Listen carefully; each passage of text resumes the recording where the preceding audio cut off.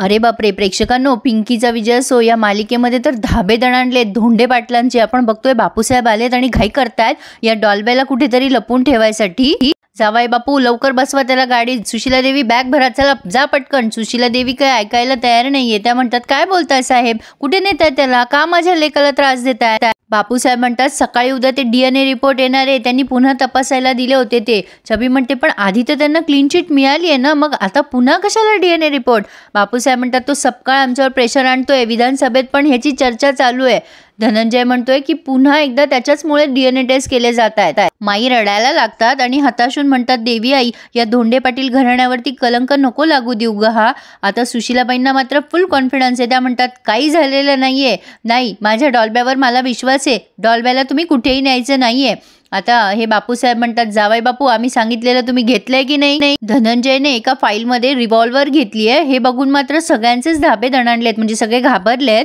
बापूसाहेब म्हणतात गरज भासली तर पटकन वापर करायचा, बिनधास्त. प्रॉब्लेम आला तर सेल्फ डिफेन्सचा मुद्दा पुढे करून टाकायचा.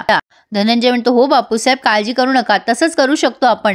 छबी ओरडते धनंजयवर आणि म्हणतो हे बघा धनंजय असला वेडेपणा अजिबात करायचा नाही. धनंजय छबीकडे रागाने बघत असतो. बापूसाहेब म्हणतात बघताय काय जावाई बापू नुसते, अहो जा लवकर त्याला गाडीत बसवा, त्याला भूमिगत करावं लागणार आहे आपल्याला. ओ सुशीला देवी जा पटकन बॅग भरा त्याची. सुशीला देवी काय ऐकायला तयार नसतात. शेवटी बापूसाहेब म्हणतात उद्या पोलीस आले ना तर त्याला घेऊन जातील, जेलमध्ये सडवायचं का त्याला, आम्ही त्याला लपवतोय, भूमिगत करतोय त्याला. अहो घेऊन जा ना जावाई बापू त्या डॉल्ब्याला. आता सुशीलाबाई म्हणतात डॉल्बी तू काळजी करू नकोस, हे बघ बापूसाहेब तुझं रक्षण करतील, मी तुझी बॅग भरते. आता या बॅगा बिगा भरायला गेल्यात गडबडीने. माई रडायला लागल्यात. भाल्याने युवराजला फोन करून सांगितलंय दादा तुमची शंका अगदी बरोबर होती, इथे कोणीतरी माणूस आलाय आणि तो आपल्या वहिनी साहेबांचा पाठलाग करतोय आणि वकील साहेबांचा सुद्धा. युवराज म्हणतो तू तिथेच थांबायला, मी लगेच पोहोचतो. भाल्या म्हणतो दादा लवकर या वकिलाच्याच घरी आहे मी. आता या मारेकऱ्यासोबत आणखीन एक माणूस आहे, तो त्याला सूचना द्यायला आलाय की मारून टाकते वकिलाला. वकील साहेब फोनवर बोलत असतात. ते पिंकीला म्हणतात हे बघा त्यांचे फोन रेकॉर्ड्स मिळावेत म्हणून मी रिक्वेस्ट केलेली आहे, उद्यापर्यंत आपल्याला त्यांचे फोन रेकॉर्ड्स मिळतील, म्हणजे त्या दिवशी ते कुठे होते ना ते लोकेशन ट्रेस होईल. पिंकी म्हणते हे तुम्ही खूप छान केलं. नाही रुद्रसाहेब आपल्याला आता हे जर प्रूफ मिळाले तर आणखीन आपली केस स्ट्रॉंग होईल. या दोघांचं बोलणं सुरू असतानाच पिंकीला ते म्हणतायत की हे बघा तुम्ही घरी जा आता सरपंचबाई, खूप उशीर झालाय. पिंकी म्हणते बरं, आणि तिने आता तिची पर्स घेतली आहे आणि निघणार. तेवढ्यात तिचं त्या मारेकऱ्यांकडे लक्ष गेलंय आणि तिने त्या रुद्राला जोरात लोटलंय की रुद्रसाहेब तुमच्यावर हल्ला होतोय, म्हणजे असं काही बोलायच्या आतच ती ॲक्शन घडली आहे. तिने पटकन त्याला लोटलंय. आता त्याला जोरात एक कोपरा लागतो त्याच्या घरातल्या एका खंब्याचा आणि बाहेर युवराज पण आलाय, त्यामुळे ही माणसं बिथरून पळून गेली आहे. पिंकी त्या रुद्राला सांभाळायला लागते कारण त्याच्या डोक्यातनं खूप रक्त वाहत असतं, खूप जोरात कोच पडलेली असते. ती म्हणत असते रुद्रसाहेब किती लागलंय हो तुम्हाला, आणि ते रुद्रसाहेब पिंकीच्या मांडीवर झोपलेले असतात. आता एकदम युवराज आतमध्ये येतो पण त्याला ते थोडंसं वियर्ड वाटतं. पिंकी त्याच्याकडे बघते आणि म्हणते धनी यांना लागलंय म्हणून मी. आता युवराज म्हणतो की काही बोलू नका, हे फक्त तो कारभारीन असं म्हणतो. पिंकी त्याला एक्सप्लेनेशन द्यायला लागते, धनी गैरसमज नका करून घेऊ. आता हा वकील मध्ये बोलतो यांच्या. पिंकी त्यांना म्हणते रुद्रसाहेब, आता ते लगेच ओरडतात, म्हणतात काय जाणून घ्यायचंय तुमच्या धनींना, मी काय बोलणार आहे. नाही मी काय त्यांना आता तुमचं कॅरेक्टर सर्टिफिकेट लिहून देऊ का. असं जर असेल तर अशा नवऱ्यासमोर स्वतःला खरं सिद्ध करण्याची धडपड कशासाठी. आता युवराजला राग येतो, तो अंगावर धावून जाणार असतो त्यांच्या. पिंकी म्हणते रुद्रसाहेब खबरदार माझ्या धनींबद्दल एक जरी शब्द बोलला तरी. वकील साहेब जरा जास्ती बोलतायत, पण पिंकी त्यांना म्हणते माझे धनी अजिबात तसे नाहीये, काय बोलताय तुम्ही हे. वकील म्हणतो ओ सरपंचबाई तुमचा गैरसमज दूर करायला मी तर बसलेलो नाहीये, हा तुमचा फॅमिली ड्रामा ना तुमच्या घरी जाऊन करा, माझ्याकडे या गोष्टींसाठी वेळ नाहीये. युवराज म्हणतो बाहेर या लवकर, वाट बघतोय मी तुमची. पिंकी आता त्या वकिलालाच झापते. काय हो तुम्ही माझ्या धनींबद्दल नको ते बोललात, किती वाईट वाटलं असेल माझ्या धनींना. 2 शब्द प्रेमाने बोलले असते, नीट बोलले असते तर काय बिघडलं असतं तुमचं. त्यावरती वकील चिडतो आणि म्हणतो ओ सरपंचबाई मला नाही जमणार हे सगळं, मी काय तुमचा संसार सांभाळायला नाही बसलोय. हे बघा मी क्लिअर आहे, मी कोणाला कशाला समजावू. पिंकी म्हणते अहो पण. तेव्हा वकील म्हणतात तुम्ही अहो पण करू नका, तुम्हाला जे पाहिजे ना ते आधी डिसाईड करा, तुम्हाला निष्पाप मुलीचा न्याय हवाय की नवरा हवाय. पिंकी म्हणते रुद्रसाहेब. तेव्हा हे म्हणतात काय रुद्रसाहेब युद्ध आहे हे, ऑपोजिशनवाले कुठल्या थराला गेले कळत नाहीये का तुम्हाला, जीव घ्यायला निघालेत, गोळ्या झडतात ते आपल्यावर. ओ सरपंचबाई न्यायाची लढाई आहे ही, या युद्धात माय बाप भाऊ बहीण नवरा याचं काही महत्वच नसतं. आणि तुमच्या नवऱ्यामुळे तुमचे हात दगडाखाली येणार असतील ना, तर तुम्ही विचार करा. नीट विचार करून पुन्हा सांगा, मी माघार घेणार नाही. पिंकी म्हणते बस झालं आता तुमचं. हे बघा रुद्र साहेब, एका निष्पाप मुलीला न्याय मिळवून देणं माझ्या आयुष्याचं ध्येय आहे, त्यामुळे मी माघार घेणार नाही. पण एक गोष्ट लक्षात ठेवा, माझे धनी माझे आयुष्य आहे, माझा श्वास आहेत, माझे प्राण आहेत. तुम्हाला केसबद्दल जे बोलायचं ना ते बोला, पण माझ्या धनींबद्दल जर एक शब्द जरी बोललात ना तर मी ऐकून घेणार नाहीये. माझ्या धनींचा माझ्यावर पूर्ण विश्वास आहे. मिसअंडरस्टँडिंग तुमची झाली आहे रुद्र साहेब. वेळ आली ना तर मी वकील सुद्धा बदलू शकते, पण मी माझ्या धनींना दुखवू शकत नाही. येते मी. तिने आता हात जोडले आणि नमस्कार करून निघून गेली आहे त्या वकिलाला. पण आता या वकिलाला जरा राग आलाय, पण त्यांनी सुद्धा जरा उद्धटपणे बोलायचं नव्हतं. असो, त्यांचाही मुद्दा बरोबर आहे आणि पिंकीचा सुद्धा. पण आता इकडे धनंजयला कळलंय की त्यांचा प्लॅन फसलाय. म्हणजे रावतेने जो मारेकरी पाठवला होता, युवराजने त्याला पळवून लावलंय. त्यामुळे धनंजय वैतागलाय. पिंकी आणि युवराज घरी पोहोचले, पण युवराज मात्र एकदम शांत बसलेला असतो खूप वेळ. पिंकीला कानकोंड झाल्यासारखं वाटत असतं, म्हणून ती एक्सप्लेनेशन द्यायला जाते की धनी, तुम्ही जे समजताय तसं काही नाही आहे. रुद्रसाहेबांना लागलं होतं, पण मी त्यांना खूप सुनावून आली आहे बरं. माझ्या धनींना बोलायचं काम नाही म्हणून. युवराज म्हणतो तुम्हाला सफाई द्यायची गरज नाही आहे, आमचा विश्वास आहे तुमच्यावर, पण तुम्ही वकिलापासून लांब राहा, त्याच्यावर विश्वास नाही आहे आमचा. युवराजचं खूपच छान आणि सेन्सिबल कॅरेक्टर आहे प्रेक्षकांनो याच्यामध्ये, मी नेहमी म्हणते. आता युवराज म्हणतो हे बघा, तुम्हाला आम्ही बोलू शकत नाही, आमचं प्रेम आहे ना तुमच्यावर, स्वतःपेक्षाही जास्ती. आम्ही काही बोललो की तुमच्या मनाला लागणार, तुमच्या मनाला लागलं की आमच्या मनाला लागणार. त्यामुळे आम्ही आता अलिप्त राहायचं ठरवलंय. समदे निर्णय तुमच्यावरच सोपवलेत आम्ही.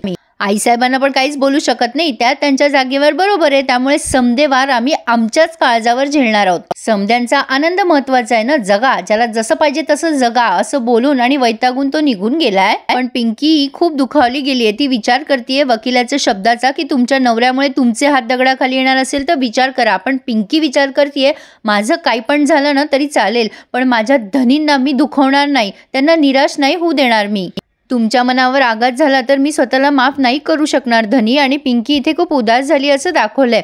तर आता झाली आहे सकाळ. हा सत्या चित्राला म्हणतो चहा टाक, आणि तिथे पिंकी असते किचनमध्ये. चित्रा जाते तिथे ओव्हर स्मार्टपणा करायला. काय ग तू काय करतेस इथे किचनमध्ये? तुला सांगितलंय ना आईसाहेबांनी किचनमध्ये यायचं नाही म्हणून, चल निघ इथून बाहेर. आता तिथे लगेच सुशीलाबाई येतात आणि चित्रे जाऊ दे, एखाद्याला किती बी सांगितलं ना तरी लाजच नसती, कारण लाज सोडून दिलेली असती समोरच्या माणसानं. तो सत्या बिचारामध्ये बोलायला जातो, पण या दोघी बायका मिळून त्या सत्याला गपचूप करतात. सुशीलाबाई पिंकीवर धावून जातात आणि म्हणतात अशी नाही ऐकणार ती, काढतेस तुला बाहेर. पिंकी म्हणते सासूबाई, मी तुम्हाला आधी पण सांगितलंय की हे घर माझ्या धनींचं पण आहे.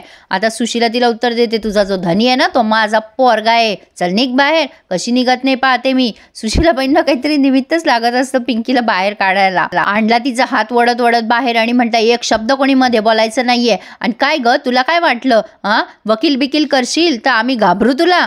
आम्हाला धमक्या देऊन घाबरवशील का? अरे हाट, आम्ही नाही घाबरत. धोंडे पाटील तुझ्यासारखे 56 पोरींना पुरून उरतील. आता युवराज पण तिथे आलाय. सुशीलाबाई म्हणतात की डॉल्बीच्या केसाला पण धक्का लागू देणार नाही मी, माझ्या साहेबांनी चांगली व्यवस्था केली आहे त्याची. तेवढ्यात तिथे धनंजय ओरडत येतो, बापूसाहेब बापूसाहेब घात झाला. सुशीलाबाई बिथरून जातात. आता धनंजयची कॉलर का पकडली त्यांनी मला तेच कळालं नाही, पण आता त्या कॉलर पकडून विचारतात काय डॉल्बेला काय झालं माझ्या, बोला पटकन. धनंजय सांगतोय DNA रिपोर्ट आलेत आणि DNA रिपोर्टवर रूपाचं रक्त, म्हणजे रूपाच्या ड्रेसवर जे रक्त होतं ते डॉल्बीचे हे सिद्ध झालंय आणि त्याला पोलीस पकडून घेऊन गेलेत. आणि अशा प्रकारे तिथे सगळेच जण ब्लॅक अँड व्हाईट झालेत. म्हणजे सगळ्यांनाच धक्का बसलाय की डॉल्बीला अटक झाली शेवटी. बापूसाहेब म्हणतात तुम्हाला म्हटलं होतं ना मी, नीट काळजी घ्या, असं कसं त्यांनी पकडून नेलं त्याला.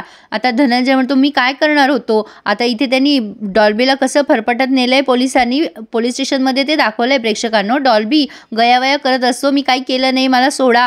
पण इन्स्पेक्टर काही त्याचं ऐकून घ्यायला तयार नाही आहेत. इकडे मात्र सुशीलाबाई प्रचंड बिथरलेली आहे. म्हणतात ना एका आईला डिवचलंय. आता खरं तर आई म्हणजे आई असते, त्यातनं सुशीलाबाईसारखी आई म्हटल्यावर अरे बापरे. आता त्यांनी आधी तर पिंकीला जोरात धक्का दिलाय आणि नंतर त्या युवराजच्या मुस्कटाखाली मारली आहे, म्हणजे कानाखाली मारली आहे.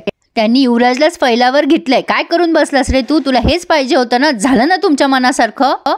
सगळ्यांना ओढून ओढून सांगत होते मी या पोरीला घराच्या बाहेर काढा म्हणून, काढताय की नाही आता पण तिला घराच्या बाहेर. ह्याच पोरीनं माझ्या डॉल्ब्याचं आयुष्य बर्बाद करून टाकलंय हिनं. मी सांगितलं होतं माझ्या पोराला काही झालं तर मी गप्पा बसणार नाही. आता मी गप्पा बसणार नाही. आता हे सगळेच जण त्यांना रोखत असतात, अगं सुशीला थांब. पण सुशीलाबाई मात्र प्रचंड चिडलेल्या आहेत पिंकीवरती. आता त्या धनंजयच्या खिशातली ती रिव्हॉल्वर बघतात आणि ती रिव्हॉल्वर ओढून सगळ्या घरभर फिरतात त्या. आता सगळेच जण आरडाओरडा करायला लागतात की अहो सुशीलाबाई काय करताय, आई ताई माई सगळेच जण त्यांना थांबवत आहे. पण सुशीलाबाई मात्र म्हणताय माझ्याजवळ कोणी यायचं नाही आणि त्यांनी बंदूक पिंकीवर ताणली आहे. अरे बापरे प्रेक्षकांनो, आणि ह्या भयंकर प्रसंगावरती त्यांनी हा रिव्ह्यू पूर्ण केलाय. पिंकी युवराज सगळेच जण घाबरताय आणि इथे त्यांनी हा रिव्ह्यू पूर्ण केलाय प्रेक्षकांनो. सुशीलाबाई आता पुढे दाखवणार आहेत ते की सुशीलाबाई स्वतःच्याच कानशिलाला ती बंदूक लावताय.